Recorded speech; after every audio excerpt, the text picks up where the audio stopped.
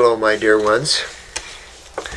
I think that we'll do a little bit of a spiritual video first here, and then I'll do some videos on subject matter instead of Q&A, although we're loaded down with Q&As. But I think that people have been asking for subject matter videos, so we'll do some subject matter videos. But I wanted to do the first one, just take a few minutes and talk spiritually to all of you and see how you're all doing that way as well, because sometimes the word spirituality gets people confused or they don't understand what it means, but all it really means is that you're awakening. You're pulling yourself out of creation, and your life is now ran more in the moment. You're allowing consciousness, or you're allowing the Creator to work through you, instead of you're so much a part of everything and creating everything. Now you're kind of stepping back and letting that work through you. More things can get done spiritually if you are just a vehicle for that, and you're working more in the now. You're keeping yourself more conscious.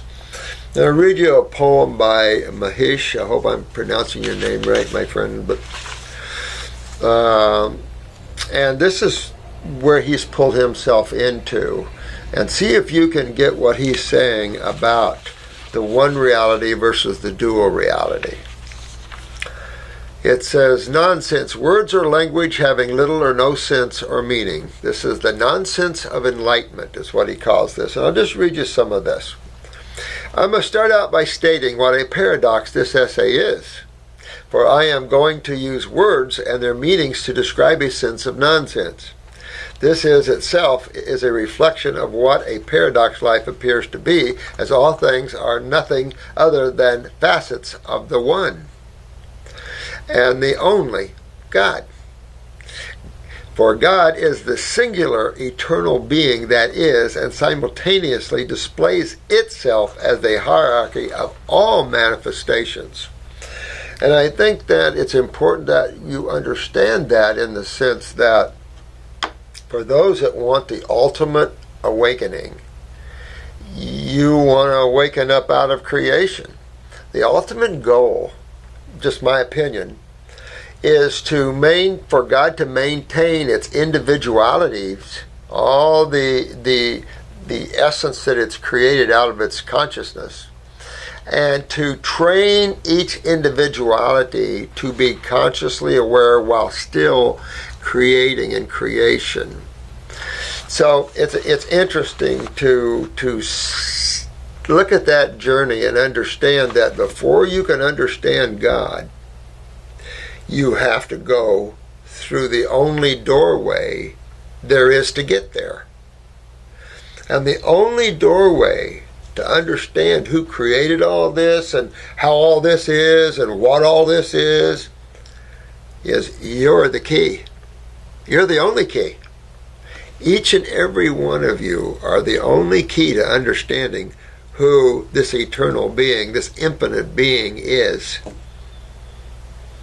You can't take a spaceship and find God, because this world is not the world of God. This is a dream world. And the more you pull your attention away from it, and the more you have more lucid dreams, the more you start to see this world loses its realness. Anywhere you put your attention becomes real to you, because your attention is what turns on creation. So when you decide to come into creation as an individual piece of God, you start looking, you take on these bodies to look through. You take on the body that individualizes you. That's the ego. Then you take on the mind. The mind has three different bodies to it: the etheric, the higher mind, the subconscious, the ego. You have the universal mind, the mind all individual minds come out of. And there's been a lot of books written about the universal mind, and we even talked about that. It's called Cosmic Consciousness, the experience of it, the oneness that you have with all of life. The problem with that one is that it's still in creation. It is a high experience, Christ consciousness, It's talked about Buddhism, Hinduism. I'll talk about this level. The Radhaswami Yogas, however, did discover further levels of awareness beyond cosmic consciousness, or the Christ consciousness. And then the Ek Masters, of course, come out of the higher than they by far. So it's just finding beings that have developed or have experienced these higher levels to teach others how to awaken. Because you all are already from these levels. It's just you're looking too intensely through the eyes of creation, the eyes of the mind, the eyes of the emotions, and the eyes of the physical body. Creation takes one reality and makes it two. So we say the singular reality is that which is omnipresent, omnipotent, and omniscient, that which we call God. The problem with the word God, it almost gives the connotation of a singular deity.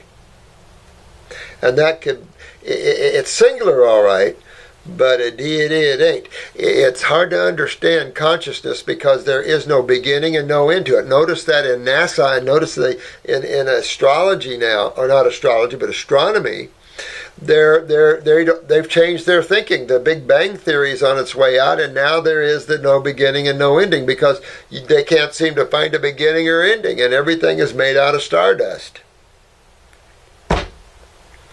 But it's just understanding that consciousness, intelligence, awareness, it's untouchable, it's unseeable, it's only who you are. And there's no definition to it. Definition comes in the mind, and you need two sides to something to define it. Because without two different sides, there is no need for definition. There's no need for analyzing. So we're coming up in our scientific community here where there's this over-analytical thinking, over-analyzing. They're looking too deep. And this is the problem with new research and stuff. They keep getting deeper and deeper and looking deeper and deeper into the finite worlds. And it's like you will get lost there for eons of time. The creation is massive. It is almost endless into itself because it is within the endless body of God. Nothing can be on the outside or separate than that which is infinite, that which is omnipresent, omnipotent, and omniscient. You can't have God and the devil because there is no space involved in consciousness. It invades all things. So things that manifest out of consciousness manifest within the body of consciousness. And you hear that talked a lot about as the manifestation of life within the body of God. And so he's talking about that. It says, for God is the singular eternal being that is and simultaneously displays itself as the hierarchy of all manifestations. The display is referred to as the mad dance of ecstasy. And there's in Hinduism and Buddhism and everything, we have more poetic ways of talking about things like that, like creation, the eternal dance of God. You know, where that which is infinite, that which is formless, becomes form. And you can understand why in the need to experience itself, because if you want to try something, try to sit in a form of contemplation or meditation where you are not trying to look at or be or move or travel out of. You're just totally in the moment. And allow yourself to start merging with all things. Because as you pull away from thought, you'll start to feel yourself expanding. Because thought limits you to the thinking processes, remember? So when you stop thinking, you start expanding. Because that's who you are. You're part of that eternalness that exists. And it's only the mind and your ego, the individualized self, the emotions, the physical bodies, or whatever you have. These are all limits the manifestation of eternalness. It limits who you really are. But it gives you a field of dreams. It gives you activity. It gives you differences. It gives you interactions. But When you look through the eyes of your lover or through your animals, you're seeing yourself. You're seeing God. At the core of all things is consciousness. The bodies limit consciousness from knowing itself, because you can't be here in full awareness of consciousness, because it can't be here. This requires individualization. This requires extreme limitation of who you and the Supreme One is. I got to use the Supreme One, because there is no supreme, there is no higher or lower in consciousness. Everything just is, and everything comes out of that soup of awareness of consciousness. Everything manifests and grows and constantly manifests. Like you had a big vat of all the stardust of all the worlds, and it was everywhere, and it just started manifesting. Things just kept manifesting. So when one breaks free of duality or the dual consciousness, there's only the self. And that's what Jesus talked about, Buddha talked about, all the spiritual giants talked about, because it's the way it is. And it's how you get here and how you get free from here. It is just talking about how it is. There's different words that are used and different teachings out there, like karma and things like that, but it all means the same thing. The display is referred to as the mad dance of ecstasy that is the primal cause of every apparent thing cycling through expression and contradiction. All these things include you and me, and is nothing other than our own eternal being. Of the paradox this essay presents, there is a Vedic saying, "It takes a thorn to remove a thorn." So here is my thorn. It may help to remove one of yours. As I journey deeper and deeper into the eternal being that we are, the less and less I was attracted to figuring out the meaning of life. The who, what, where, when, and how of all will deeply concern me in the beginning of my journey became less and less plausible for the mind to logically grasp. And what he's saying here is obvious. The less you use your mind to create and to think and to plan and to build duality with, the more you're pulled back into the one again. And you start experiencing it with others, and you feel that sense of oneness. And that's spirituality. When you see someone in the spiritual realms, in other words, people that are working on themselves or individual souls of awakening, that's the recognition you have between each other, is you recognize on the inner that you're from the same source, and they recognize that too, and it's an incredible union.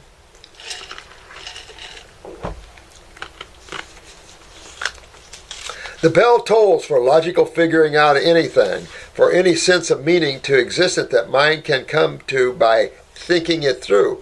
How I finally came to this is beyond an imagining that was present at the beginning of my journey. It is beyond any sense I had made of what enlightenment might or was. Yeah, it does mean now mind can't come to any logical meaning about enlightenment, nor can it feel. Your mind does not feel. So you have these different bodies to express that impotence in duality. You have these bodies to help you experience the different levels. And it goes on and on and on. The Supreme is that which knows no knowing. For sure it is my experience. And that's the thing. Consciousness is. And there's no self-knowing of it. That's the mind looking back on itself, figuring out the different experiences that it's had in creation, and identifying or classifying these experiences as good or bad, how that affected it, and all that sort of thing. But the reality is, you are always an eternal being, experiencing itself in creation. And so you have fun. Look at that movie, Michael. That's exactly, I keep bringing it, but it's a great movie to show you.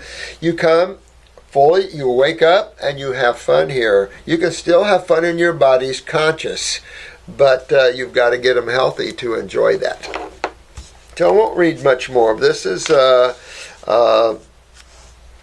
Two things are on the horizon in my experience now. First is the compulsion within my present personality to actively come to a sense or meaning of any or everything, which will never exist. This energy is felt, and now I am able to feel it and allow it, and simultaneously not mentally, emotionally, or physically act on it. And that's important in the sense is that you can only merge with it. You don't want to act on it. You don't want to play with it because you've been doing all that. You want to merge with it and become part of the tremendous awareness that's out there. And that's your survival. There's no pain, there's no suffering in consciousness. And you can't be hurt and you can't be killed. So that's the eternal part of all things. So as they're talking about the moms and the dads creating bodies for these eternal beings, each and every one of them, you're creating bodies so God can experience itself in creation. But then it's God creating God to create itself, which is more God. It's just becoming aware of itself. Cool stuff when you start, because as you let go of the mind, and that lets go of social consciousness. So as duality starts to end and the one reality begin, it is an extreme aloneness that takes place. And it's a deep sense of alone. Not loneliness, a deep sense of alone, because there is only the one. So that deep part of yourself that you've always wondered. Maybe you've been in the woods alone, or somewhere in your room alone, or somewhere alone, and that haunting depth within you. We're always trying to find something because we don't want to look at ourselves. We're afraid of that. It's so massive. We sit down for a minute and then we want to turn on the TV or we want to do something.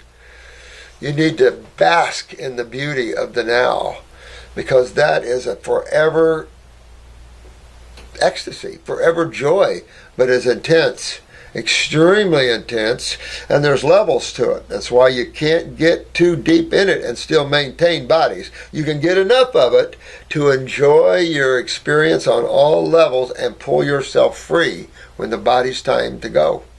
So it's just assuring you're a place, and it's giving you the answers that you want deep within yourself, and it's hooking yourself back up.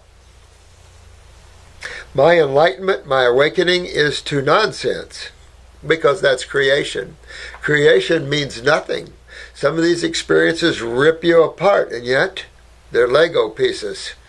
It's amazing how all this is, and it does to itself to temper itself, to strengthen itself, to individualize itself, to make that individualized self a creator in and of itself.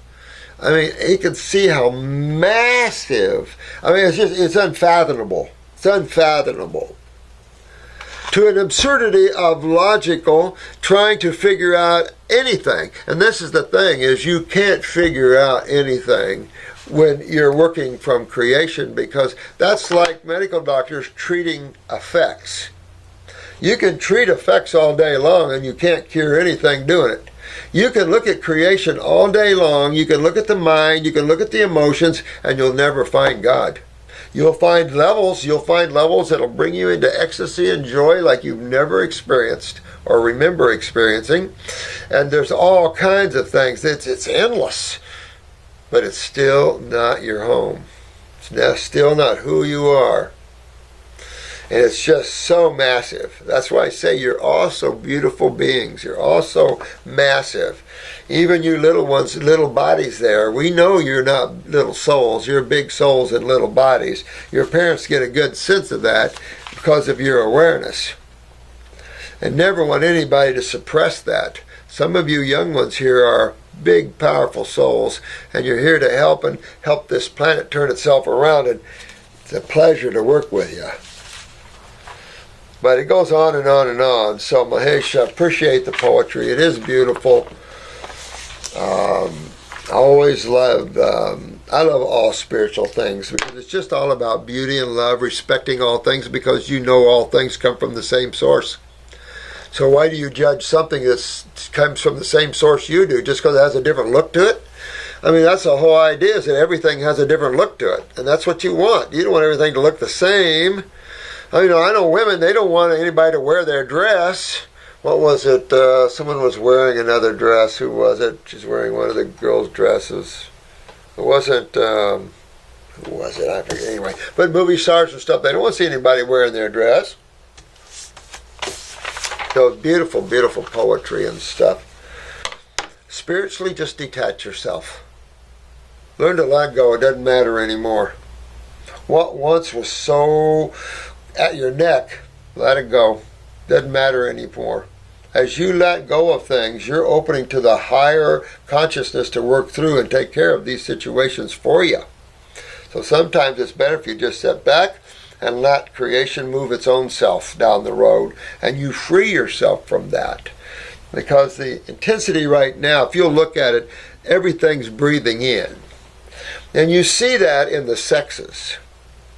Before it was a man and a woman. A few times, even in the Native Americans, you'll find the gay coming along. Now you're finding it all over the place. And do you really think an eternal being cares about anything like that? It's all about the experience. There's no labels in consciousness. That's the mind labeling. And the mind is conditioned by religious thinking and belief systems that people have, not truth. Truth is, and it doesn't really matter because all life does is experience itself. But if you'll look at this spiritually, everything's becoming one again. In Hinduism, they talk about the out-breath and the in-breath of God. And the out-breath, of course, is when it creates creation and creates and creates. As creation moves from duality, it moves toward the negative cycles. It pulls itself back in because negative can be quite destructive. So it pulls it back in. So if you look, everything's becoming one again. Males, females, it doesn't matter anymore whether you're a male or a female. It's all about having fun and experiences. People are losing their identity as being male or female. And that's the way it is. You're going to lose. And it's difficult because you do lose your identity as an individualized self. But you lose it for the bigger self. And it's so worth it. Because it doesn't matter about the little self anymore. You've been in here long enough in creation. You've all suffered enough. Those that come to this channel, time to wake up a little bit and have some more fun. Major awareness. So this is a hope that you can practice this and work with the observation technique of just watching things instead of thinking about things. Just watch things. And you'll begin to realize that the mind is the thought, is the thinker of the thought, and that sort of thing. Here's an old saying. Is it I think, therefore I am? Or is it I am, therefore I think? Think about that one.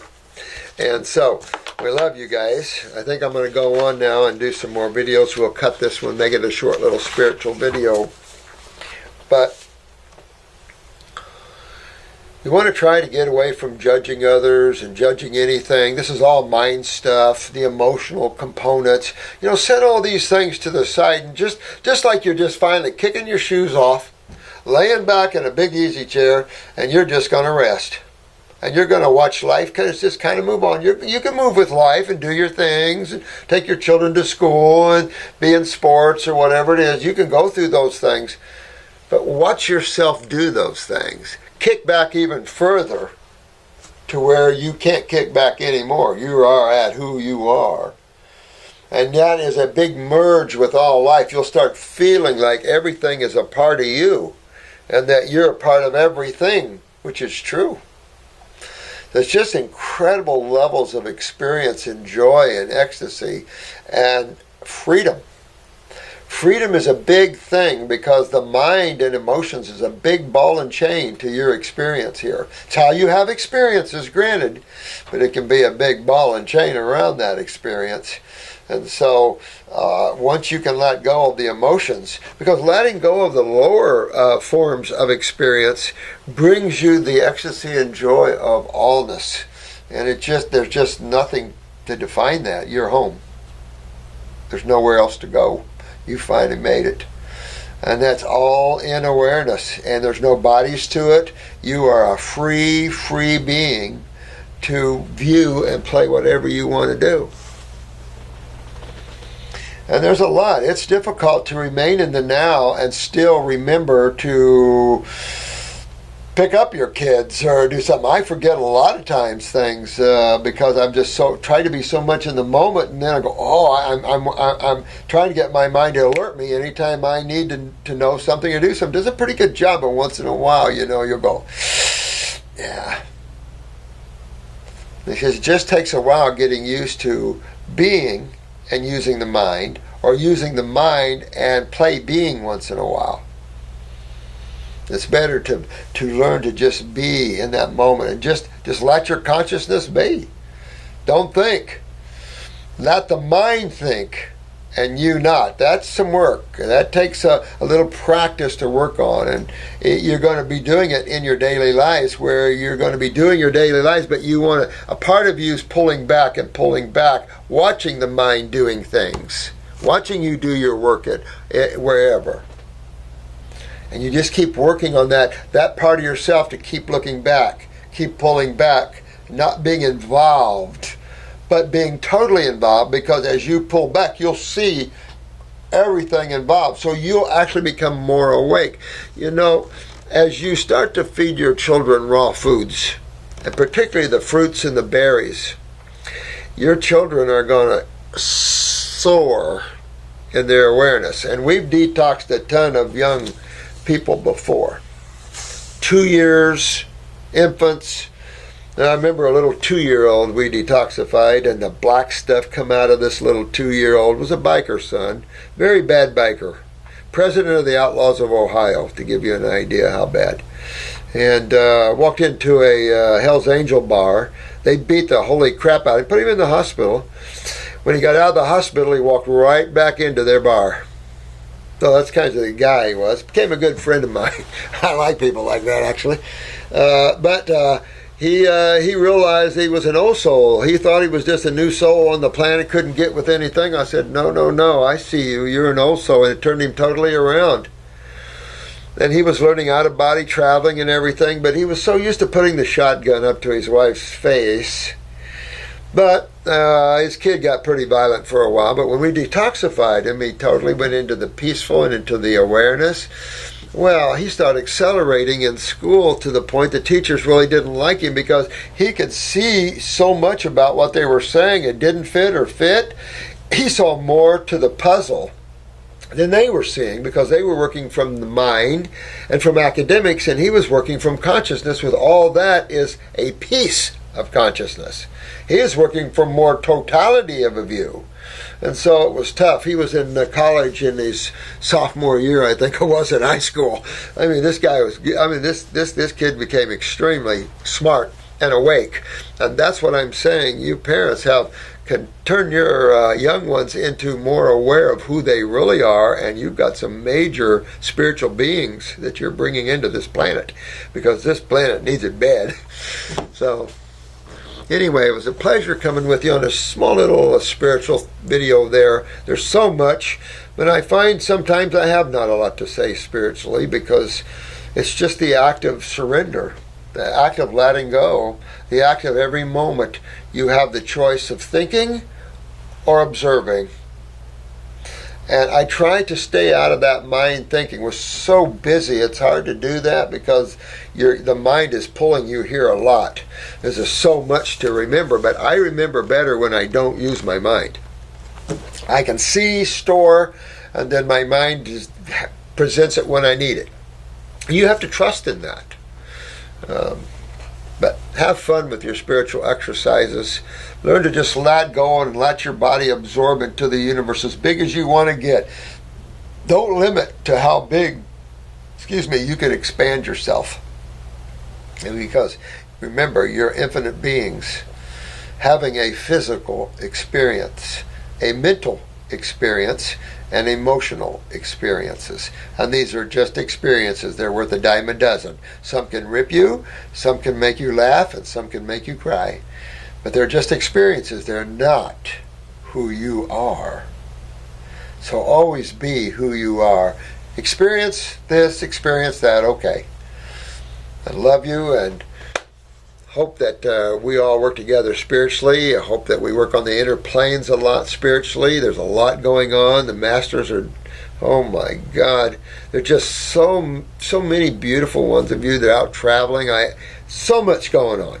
So with great love, to the next spiritual video. I know I don't do a lot of them, but I do try to lace it in with the health videos, because that doorway of getting your body, physical body healthy is also the doorway of getting your emotional body healthy, and it's also the doorway of quieting the mind.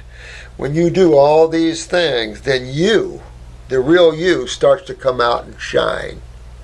So it's worth it. And with great love.